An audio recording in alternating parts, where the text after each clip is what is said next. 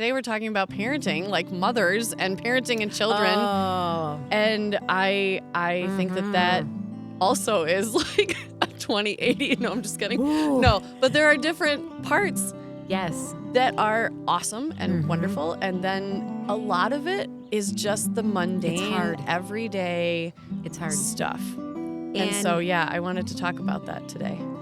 Have you noticed, because I have, that moms don't seem to be allowed to voice openly the hard part about it?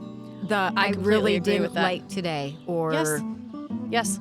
that should become normalized. Yeah, like, why are you complaining? Well, because it's hard. It's really hard. I know why they're complaining. I was shopping all morning, like you know, every Thursday. Do this shopping.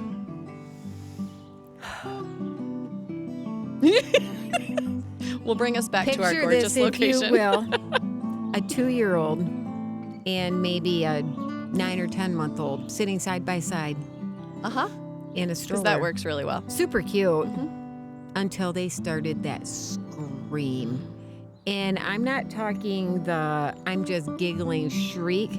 This is that ear-piercing, screaming, grabbing things, throwing things, beating on the baby. That shriek. Oh my gosh. And I got to where I'm like, husband's like, babe, you okay? It's like you and can I'm handle that for a little bit, and then when it just continues, yeah. I know, and I'm like, and I love children. Yeah, and I do too. have all the patience in the world, but that screaming. See, just now I'm like, okay. I know, I'm I can back. see it. You're like, I know. oh, I'm back in that It spot.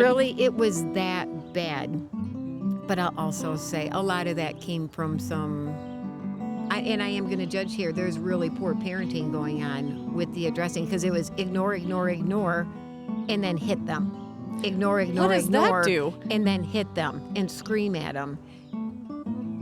And then it becomes sad, but I'm still hating the shrieking. Right. But, and it just reminded me, because I failed many times at the parent thing. Oh, me too. I am not going to tell I you. still am. I got it all right, because I did not. But I think the best thing, we talked about this just a little bit ago, for those little ones, they look to you for consistent guidelines and instruction, because they don't have anything figured out. They don't even know how to control themselves, and you need to help them with that. No is okay to say. Kids need boundaries. They search for boundaries. When they Yes. don't have the boundaries put into place, they continue, and they don't. If it's like a hug, like a boundary is like a It's hug safe in for those them, and boundaries. it makes them know that they are loved, that they are cared Yes. for. And when they don't have it, it's just this open expanse of They don't know.